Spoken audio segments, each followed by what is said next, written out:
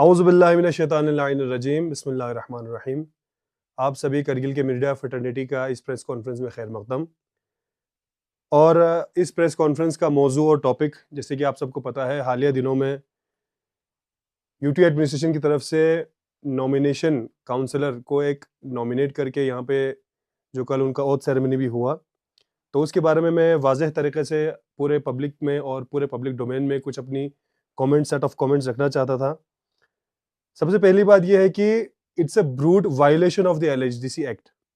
ये LHDC act का जो एक वायलेशन हुआ है यूटी एडमिशन के द्वारा सेकंड टाइम के लिए। पहले लेह में हुआ था, जिस तरह से आपको पता है, वहां पे भी प्रिंसिपल रिलीजियस माइनॉरिटी के नाम पे किसी को उन्होंने नॉमिनेट करके काउंसलर बना दिया था। और यहाँ पर भी एक वुमेन का सीट, खवातीन का सीट को उन्होंने किसी एडवोकेट को देकर इस एक्ट का फिर से वायलेशन इस साल इन्होंने यूटी एडमिशन के द्वारा हुआ है। इस चीज पे आपको मैं बताता चलूं, the LHDC act clearly says, दो चीजों पे एलएचडीसी एक्ट आपको क्लियरली वाज़ेह तरीके से आपको बोलता है कि आप किस तरह से चार नॉमिनेशन मेंबर्स को नॉमिनेट करके एलएचडीसी काउंसिल में भेज सकते हो। That is 2 from the principal religious minority and 2 from the women. Clearly इसके आगे ना एक वर्ड है ना इसके पीछे एक वर्ड है। आप सभी के पास इंटरनेट है और आप सभी खुद भी इस एलएचडीसी एक्ट को पढ़ सकते हैं। अब हमारा सवाल यूटी एडमिनिस्ट्रेशन से यह है कि is mister advocate Riyaz Ahmed Khan, is he from a principal religious minority? Is he member of a principal religious minority? Or is he a woman?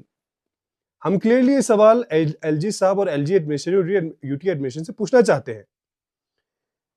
अगर वो प्रिंसिपल रिलीजियस माइनॉरिटी से नहीं है और वुमेन भी नहीं है, that is for obvious reason, तो उनको कैसे नॉमिनेट करके आप एलएचडीसी काउंसिल में भेज सकते हो? You are yourself violating this act.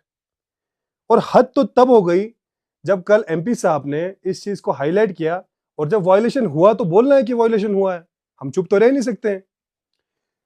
अब इस चीज पर जो न्यूली ओथ लेकर जो इस वायलेशन के थ्रू एक मेंबर उन्होंने चुन के भेजा है, वो कहते हैं कि नहीं जी, एमपी साहब को एक्ट के बारे में पता ही नहीं है। और भी उन्होंने पर्सनल अटैक्स किए जिनके बारे में आगे मैं बोलूंगा।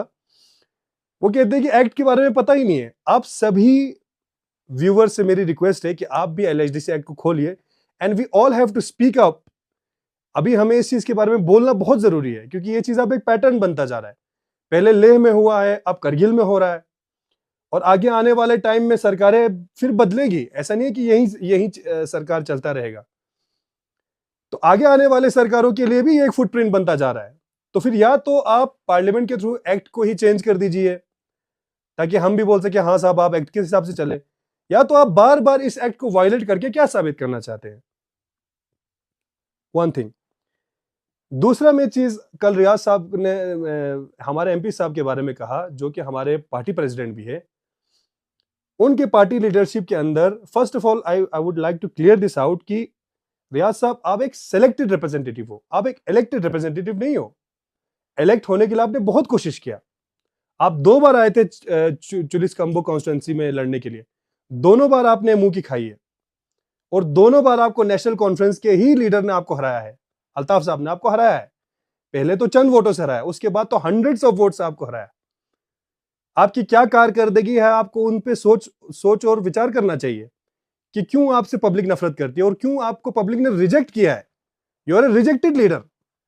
आपको एक चैनल के थ्रू आपने चैनल चला के, वो चैनल भी हमें पता है कि आपने क्या चैनल चलाया है, उसके थ्रू आप सेलेक्ट होके आए हो, और आप ऐसे कल जश्न मना रहे थे जैसे कि बड़े लोगों ने आपको यहाँ पे खैर वो करके चुन के भेजा है। आपको लोगों ने नहीं चुना है, आपको एलजी एडमिनिस्ट्रेशन और ब्यूरोक्रेसी ने चुना है। You have to understand this. First of all ये क्लियर हुआ।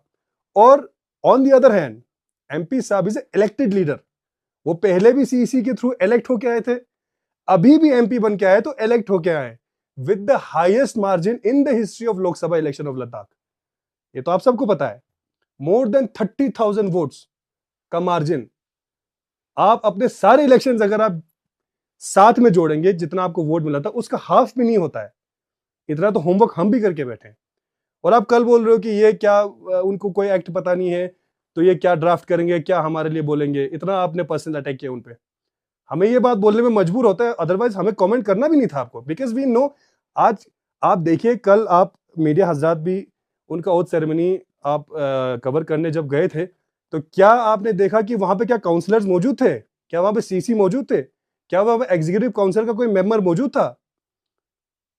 पूरे काउंसिल ने इस चीज को बाइकआउट कर दिया, एमपी साहब ने बाइकआउट कर दिया, सारे रिलीजियस लीडर्स ने इस चीज को बाइकआउट किया है। एक एक बंदे को आपने खुश किया है, दैट इज एलजी एडमिनिस्ट्रेशन।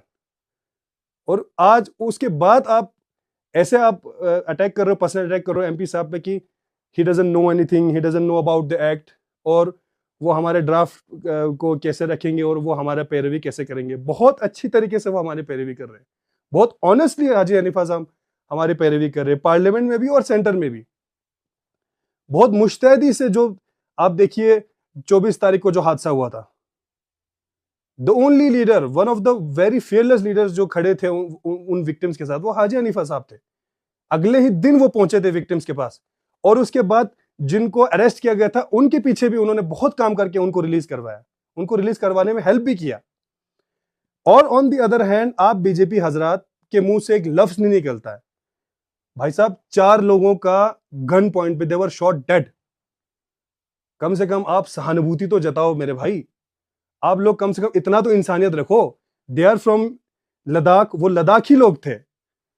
आपके ऑफिस से एक नोट नहीं निकलता, एक कंडेमनेशन नहीं निकलता है फोर्सेस के द्वारा जो भी ब्रुटैलिटी हुई है लेवे, एक कंडेमनेशन नोट नहीं निकलता है।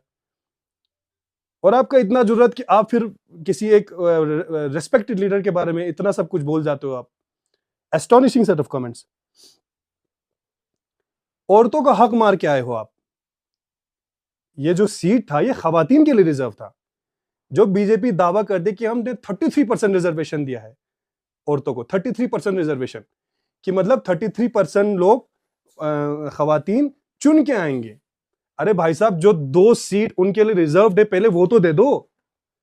उनमें से भी आपने एक उठा के किसी मेल रिप्रेजेंटेटिव को दे दिया, और दैट अभी भी उस ऑर्डर में लिखा नहीं है कि ये किसके थ्रू दिया है, whether he is a member of principal religious minority और ही इज अ वुमेन। आप कम से कम इतना तो बता दीजिए। और आप सभी मीडिया हजरात से भी मेरी गुजारिश है कि आने वाले दिनों में हमें पता चला है कि एलजी साहब का दौरा है करगिल में, आप उनसे ये बात पूछिए कि on which basis, on what grounds have you given this nomination. ये तो ब्रूटल आप वायलेशन कर रहे हो इस एक्ट का। You have to ask him this. And last में बस मैं इतना कहना चाहूंगा कि इस तरह के पर्सनल अटैक्स आप करना बंद करिए। आपको एक्ट वायलेट करके मेंबर बनाया गया है, कोई खुशी की बात नहीं है आपके लिए कि आपको एक फीमेल मेंबर के सीट पे जो है नॉमिनेट करके भेजा गया है। That's not something to celebrate. इसका एक वायलेशन हुआ है, लोगों ने आपको बाइकआउट किया है, काउंसिल ने आपको बाइकआउट किया है, सीसी ने, एमपी ने, सब ने आपके ओथ सेरेमनी को बाइकआउट किया है। There is nothing to celebrate. अगर आप ठीक से डीपली सोचे इस चीज को, आपको करगिल में ही रहना है, आपको खवातीन का सीट था। Being a learned advocate, you should even speak up about this. अगर किसी और को कोई और चीज इसमें आगे कोई ये पर्सनल आगे इसमें इंडिविजुअल आगे इसको वायलेट करता, तो बीइंग ए लर्नेड एडवोकेट आपको ये था कि आप इस चीज को प्रोटेक्ट